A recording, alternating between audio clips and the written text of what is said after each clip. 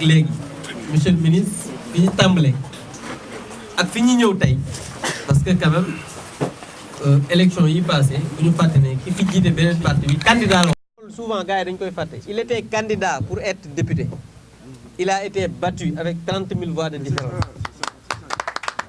c'est que loolu yéen jeunes yi aussi baax na ngeen koy fàttali ñi ñu nekkal parce que candidat la woon député ñu gañe ko mu ne dafay nekk candidat loolu ak guñ ci donc juste pour ñëw ne je pense que président Macky Sall moom ci boppam bi mu fi ñëwee ci référendum moom moo waxoon j'ai l'ambition de faire de Thiès la deuxième ville du Sénégal de par son statut de ville carrefour et son potentiel économique en termes d'industrie minière loolu c'est le président de la République qui l'avait dit et il l'avait dit à la place de France bi mu ñëwee pour séance d'explication ci référendum xam nga ku toll ne njiitu réew foofu rek mënoon nañ fa yam ñun war na mën a tax ñu jàppale ko ñëw ba ci sa dëkk ku ne xam na ne Thiès du capitale du Sénégal mu ne j'ai l'ambition de faire de Thiès la deuxième ville du Sénégal mais kooku mooy am na ambition pour dëkk bi et loolu du ay wax kese parce que tey jii fépp foo jógee ci àdduna bi ku xamul woon Thiès xam nga Thiès ndax aéroport Blaise Diagne ça c'est important ñiy tukki ñi nga xam ne xam nañ li may wax bu ñuy wax di xool billet bi dañuy def aéroport Blaise Diagne def entre parenthèses TH bu njëkk ba Dakar lañ daan def Ablaye Wade bi mu ñëwee Thiès bokkul ci ñu ko fal mosu koo gañeel dara daf leen fene yàq daf leen fene tegg na yàq bu naqari malgré que le ministre d'État mi ngi fii man ak moom nekkoon nañ ci di liggéey xeex fi lu ne ñu def ko fi mais jamono boobu Ablaye Wade dafa lànk bañ a investir au niveau de cette ville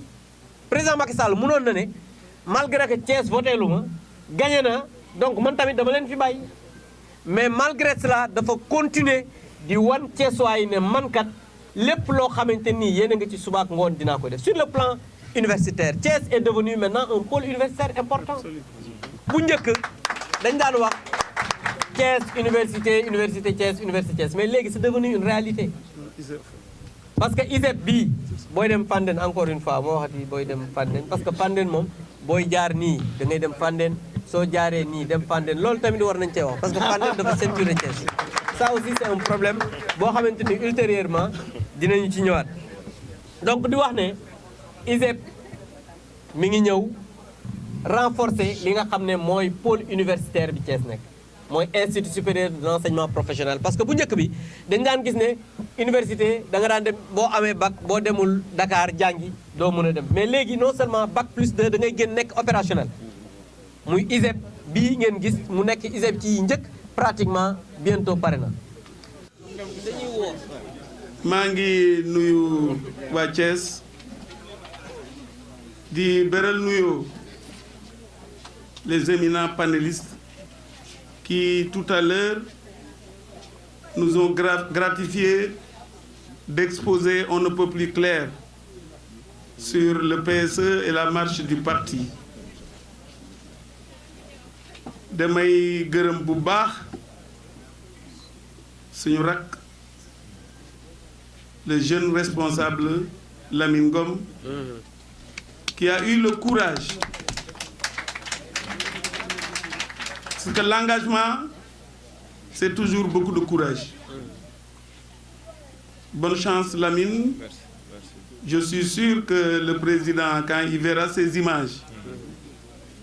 sera très fier de toi. Mais aussi dina kontaan ci jeunesse su Thiès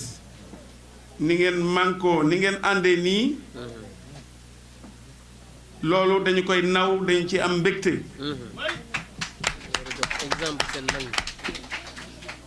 li ngeen def lu am solo la te seen tunaa ni jigéen yi am na lu ñuy waaj. Je pense qu'elles vont gagner le combat. ñii ngeen fi dajale bu ma xoolee malheureusement je ne vois pas très bien effectivement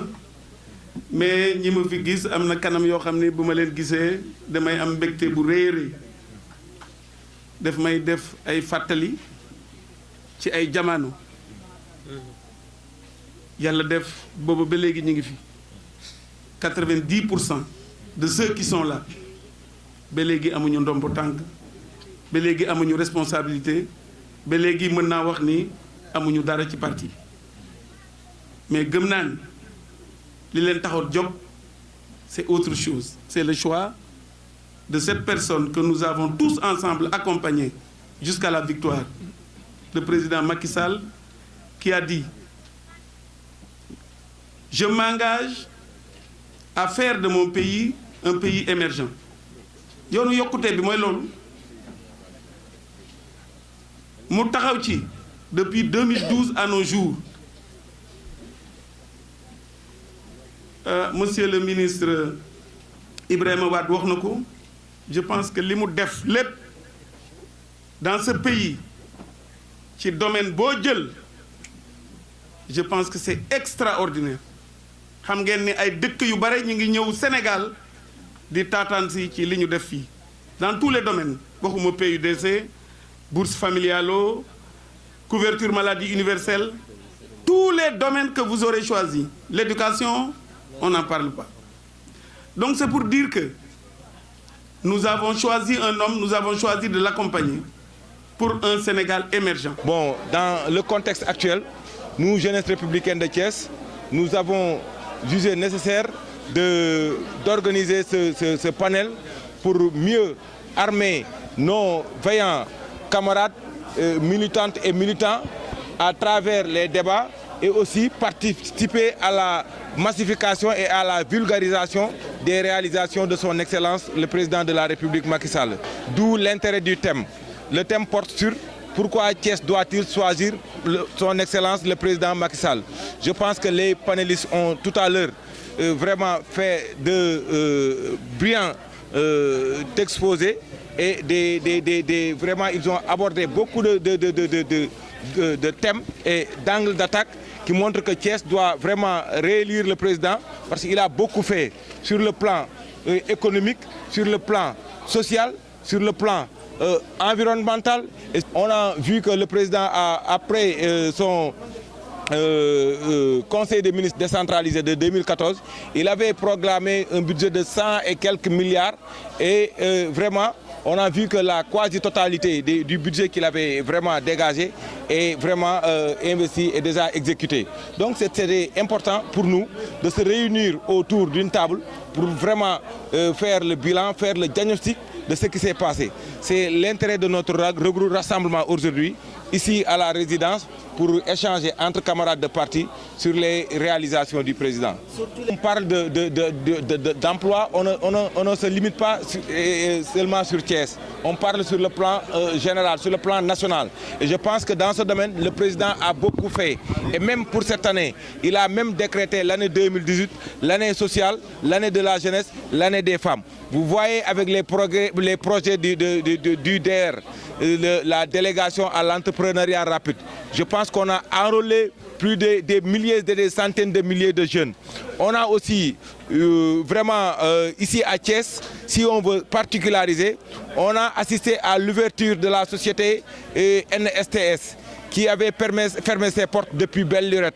Mais c'est avec l'arrivée de son Excellence, Monsieur le Président Macky Sall, qu'on a vu que l'usine a commencé à vraiment retrouver son blason d'antan. On a aussi vu sur le plan des ICS, comme vous l'avez dit, sur le plan de l'aéroport international Blaise Diagne, sur les travaux de l'autoroute Ila Touba, on a vu que la jeunesse de Thiès travaille en masse dans ces chantiers-là. Donc, vouloir nous dire que le président n'a pas beaucoup participé ou bien n'a pas beaucoup travaillé sur l'emploi de la jeunesse, des jeunes, je pense que c'est des ironies, mais le président a beaucoup fait pour la jeunesse, le président a beaucoup fait pour les femmes, et le président a beaucoup fait pour le Sénégal. Donc, nous,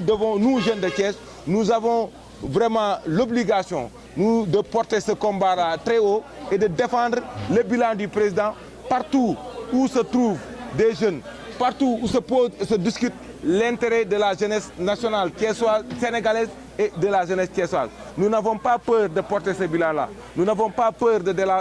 défendre le bilan du président de la République Macky Sall, parce qu'il a beaucoup fait, encore une fois, pour la jeunesse. Le président a compris que la politique est un sacerdoce, c'est un vraiment visionnaire, le président de la République Macky Sall. Donc, vraiment, à Thiès, ce qu'il a fait est visible. Et nous n'avons pas, vraiment, nous ne portons pas des gants pour les défendre. Donc,